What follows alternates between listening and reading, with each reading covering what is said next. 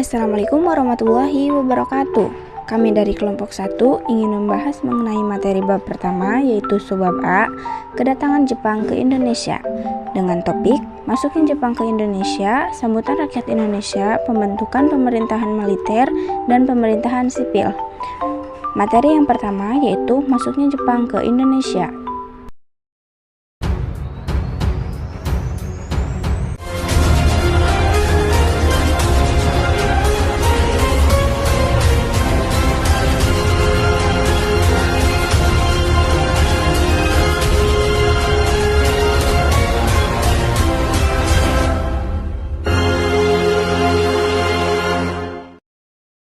Awal mula ekspansi Jepang ke Indonesia didasari oleh kebutuhan Jepang akan minyak bumi untuk keperluan perang.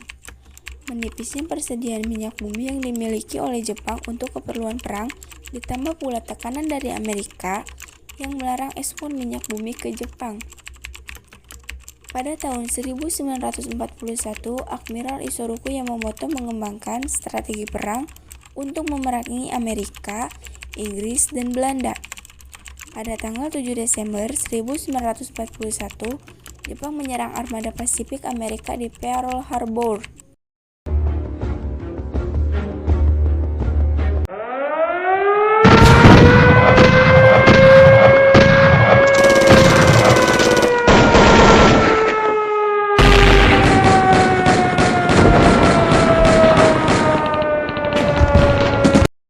Sebelum kedatangan Jepang ke Indonesia, radio-radio Jepang sering menyiarkan radio dalam bahasa Indonesia. Setiap malam, Jepang akan menyiarkan berita dalam berbahasa Indonesia dan mengumandangkan lagu Indonesia Raya.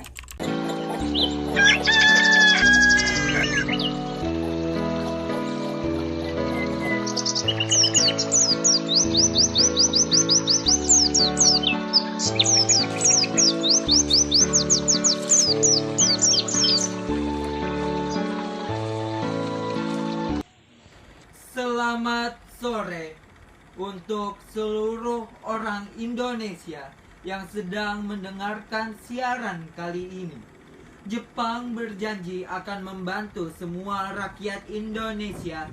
Alangkah baiknya jika rakyat Indonesia berontak melawan Belanda sebelum Jepang mendarat agar semakin mempermudah Jepang dalam mengusir Belanda nanti. Ingat, Jepang datang bukan untuk menjajah Indonesia, melainkan memerdekakan bangsa Indonesia. Sekarang langsung kita dengarkan lagu Indonesia Raya agar semangat pendengar semua semakin berkobar. Selamat mendengarkan.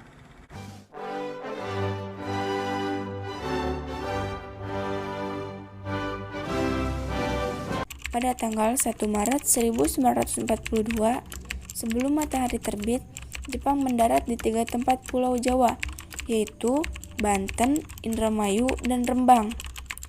Tujuan utama Jepang datang ke Indonesia adalah untuk mencari bahan industri perang dan minyak bumi karena Jepang sedang melakukan perang di Pasifik melawan Amerika dan Amerika kehabisan bahan industri. Selain SDA, SDM di Indonesia dimanfaatkan oleh Jepang untuk keperluan perang Pasifik.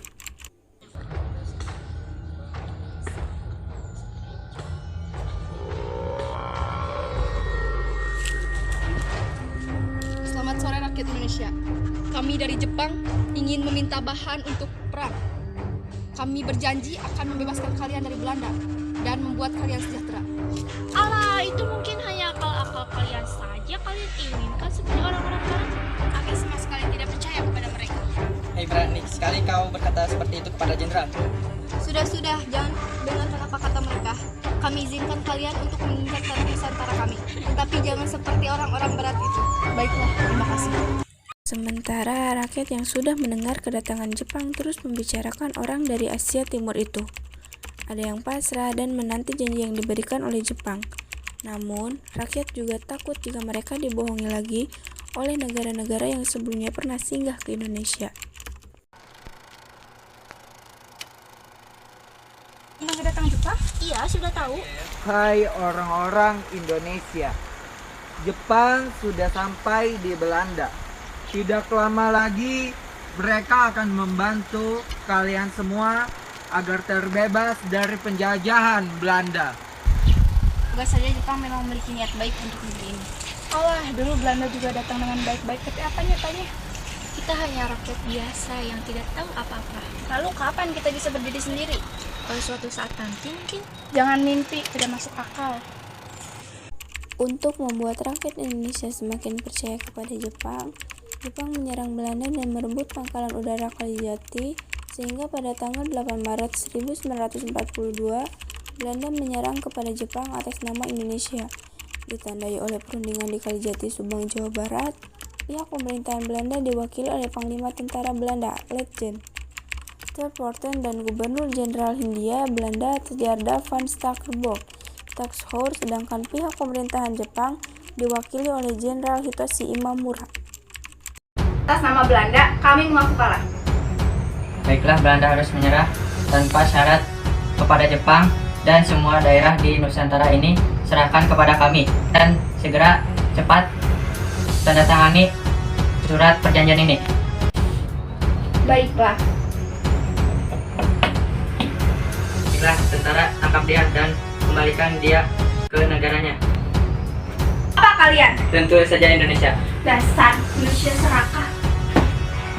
Esok harinya, Senin, tanggal 9 Maret 1942, jam 6 pagi, Nirom, Nederlandisch Indisch Radio Omroep Macapi, ternyata masih membuka siarannya dengan lagu kebangsaan Wilhelmus.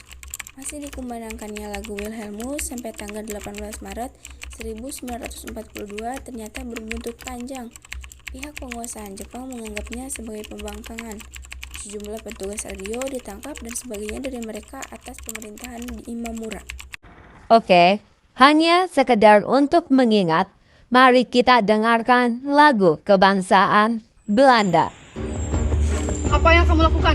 Itu adalah kesalahan yang sangat fatal. Saya bukan memberontak. Tetap saja kau harus menerima konsekuensinya. Jangan sampai lolos!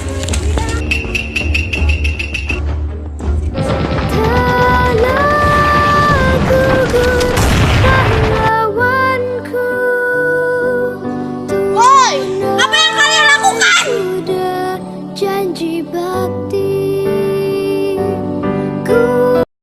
Kemenangan Jepang atas Belanda terus digembor-gemborkan di radio agar seluruh rakyat Indonesia bisa mendengarnya. Untuk semakin mendapatkan simpati dari rakyat, propaganda demi propaganda terus dilakukan. Mulai dari memperbolehkan pengibaran bendera merah putih, menyanyikan lagu Indonesia Raya, dan melarang penggunaan bahasa Belanda. Mikado,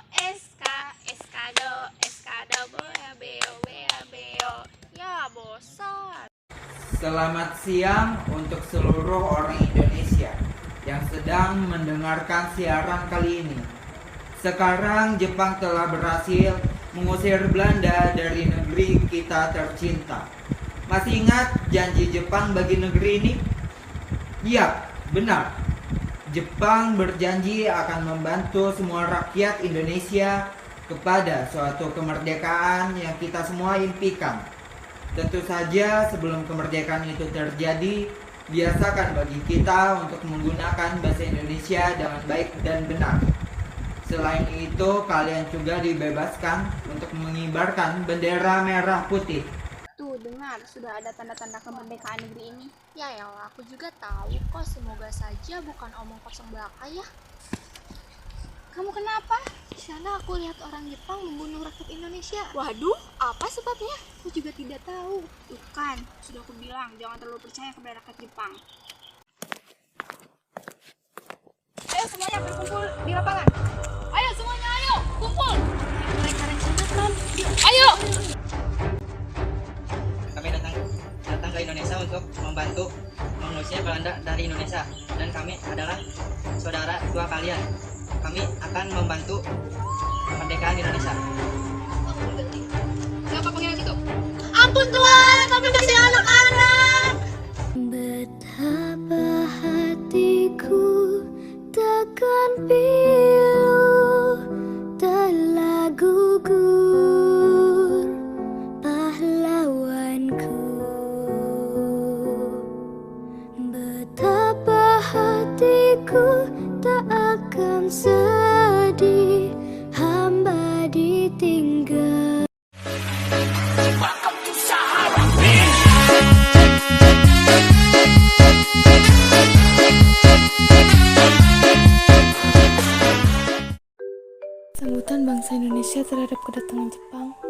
disambut gembira oleh rakyat Indonesia karena Jepang menjanjikan kemerdekaan Indonesia dan Jepang melakukan propaganda untuk menggalang dukungan rakyat. Awalnya kedatangan di Indonesia Jepang diterima oleh rakyat. Pada saat itu Jepang menjanjikan kemerdekaan Indonesia dan Jepang melakukan propaganda saudara tua dan Panasya. Dalam propaganda ini, sebagai Jepang digambarkan sebagai saudara tua yang hendak memperbaiki nasib bangsa Indonesia dan membebaskannya dari penjajah Belanda. Pada mulanya, rakyat Indonesia dibiarkan mengibarkan bendera merah putih dan menyanyikan lagu Indonesia. Para pemimpin perjuangan yang sebelumnya ditawan Belanda seperti Insinyur Soekarno dan Muhammad Hatta juga dibebaskan dan diajak bekerja sama dalam propaganda ini, disertai dengan propaganda 3A, yaitu propaganda yang menggambarkan bahwa Jepang pemimpin Asia dan Jepang pelindung Asia dan Jepang mencari Asia. Gerakan 3A didirikan pada tanggal 29 Maret 1942. Pelopor gerakan 3A ialah Shimizu Hitoshi. Ketua gerakan 3A dipercayakan kepada Mr. Shamsuddin. Dalam propaganda ini Jepang menyatakan bahwa bangsa-bangsa Asia termasuk Indonesia harus bersatu melawan penjajahan bangsa-bangsa Eropa dan bersatu di bawah pimpinan Jepang. Namun janji propaganda Jepang ini hanya alat untuk mencari hubungan dari rakyat Indonesia saja. Jepang tidak memenuhi janjinya hingga akhirnya Perang Dunia II saat Jepang sudah hampir kalah dari sekutu. Pada menjelang kekalahannya, barulah Jepang membentuk Badan Predik Usaha-Usaha Persiapan Kemerdekaan Indonesia atau disebut BPUPKI dan Panitia Persiapan Kemerdekaan Indonesia atau disebut PPKI. Pembentukan pemerintahan militer pernah terjadi di Indonesia, yaitu saat pendudukan Jepang. Pada masa penjajahan Jepang di Indonesia, Jepang melakukan pembentukan pemerintahan militer pada Januari 1942. Berawal dari datang dan deretan Jepang di Indonesia yang masuk melalui Ambon, serta menguasai seluruh daerah Maluku, hingga selanjutnya daerah Taratan Kalimantan Timur. Dan Balikpapan juga dikuasai oleh Jepang pada 12 Januari 1942. Pada 1 Maret 1942, kemenangan antara Jepang dalam Perang Pasifik menunjukkan kemampuan Jepang dalam mengontrol wilayah yang sangat luas. Wilayah kekuasaan Jepang sendiri meliputi Burma sampai Pulau Wake di Samudra Pasifik. Setelah daerah-daerah di luar Jawa telah dikuasai Jepang, Jepang kemudian memusatkan perhatiannya untuk menguasai tanah Jawa sebagai pusat pemerintahan Hindia Belanda. Pada pertengahan tahun 1942, muncul pemikiran dari markas besar tentara Jepang agar penduduk di daerah penjajahan dilibatkan aktivitas pertahanan dan kemiliteran. Maka dari itu, pemerintahan Jepang di Indonesia kemudian membentuk pemerintahan militer di seluruh wilayah kepulauan Indonesia bekas jajahan Hindia Belanda. Pembagian wilayah tersebut dibagi menjadi 3, yaitu yang pertama, pemerintahan militer angkatan darat, yaitu tentara ke-25 atau TNI Sudan untuk wilayah Sumatera yang pusatnya berada di Bukit Tinggi. Yang kedua, pemerintahan militer angkatan darat, yaitu tentara ke-16 atau Asomu Sudan untuk wilayah daerah Jawa dan Madura yang pusatnya berada di Jakarta. Angkatan Militer Jawa dan Madura kemudian ditambahkan dengan adanya Angkatan Laut atau Daininan Kenkantai. Yang ketiga, pemerintahan militer Angkatan Laut yaitu Armada Selatan Kedua untuk daerah Kalimantan, Sulawesi, dan Maluku yang pusatnya berada di Makassar. Pembagian administrasi wilayah pendudukan itu terkait perbedaan kepentingan Jepang terhadap tiap-tiap daerah di Indonesia baik dari segi militer maupun politik dan ekonomi. Lalu, materi yang terakhir yaitu pemerintahan sipil. Pada bulan Agustus tahun 1942, pemerintahan militer berusaha meningkatkan sistem pemerintahan, di antaranya dengan mengeluarkan Undang-Undang Nomor 27 tentang Aturan Pemerintahan. Pemerintahan daerah pada saat itu yang tertinggi adalah Shu atau Karisidenan. Seluruh Pulau Jawa dan Madura kecuali Kochi yaitu Yogyakarta dan Surakarta dibagi menjadi daerah-daerah Shu atau Karisidenan. Seluruh Pulau Jawa dan Madura dibagi menjadi 17 Shu yang dipimpin oleh seorang Shu Chokan. Shu Chokan ini memiliki kekuasaan seperti gubernur pada masa pemerintahan Belanda. Pemerintahan kedudukan Jepang dapat membuat sebuah kota yang dianggap memiliki posisi sangat penting, sehingga menjadi daerah semacam daerah Swantantra atau daerah ekonomi. Daerah ini disebut Tokubetsushi atau kota istimewa yang posisi dan kewenangannya seperti Shu, di bawah langsung pengawasan Gunsenkan. Sebagai contoh adalah wilayah Yogyakarta, Surakarta, dan Batavia. Fungsi utama Tonaregumi ini untuk memperketat kontrol dan pengawasan tentara kekuasaan Jepang terhadap masyarakat jajahannya, sekaligus untuk memperkuat komunikasi antar tentara. Setiap satu Tonaregumi terdiri dari 10 sampai 20 kepala rumah tangga dan diketuai oleh Tonaregumi-cho dan diangkat oleh Kucho atau lurah. Nantinya setiap 5 sampai 6 Tonaregumi akan disatukan menjadi struktur yang disebut Chonakai atau rukun kampung yang sekarang menjadi rukun warga.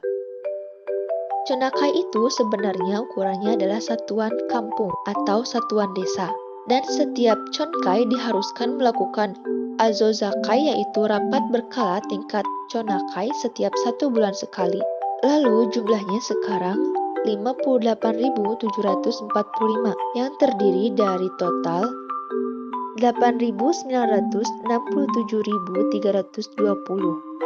Di Indonesia sendiri, Tonaregumi diubah menjadi RT dan RW, tapi fungsinya bukan untuk bagian militer dan membentuk negeri sipil, tapi untuk kegiatan administrasi seperti untuk pembuatan kartu identitas, pengurusan kependudukan, pembuatan surat pernyataan, dan sebagainya. Hal ini dikarenakan dalam sistem politik pemerintahan di Indonesia, RT dan RW adalah struktur terendah dalam pemerintahan. RT dan RW di era modern ini tidak dibentuk atas dasar paksaan, seperti pada masa pendudukan Jepang, tetapi lebih kepada sukarelawan. Jadi, sekian yang dapat kami sampaikan mengenai materi kedatangan Jepang ke Indonesia. Semoga video ini bisa menambah pemahaman dan wawasan mengenai kedatangan Jepang ke Indonesia. Terima kasih atas perhatiannya. Wassalamualaikum warahmatullahi wabarakatuh.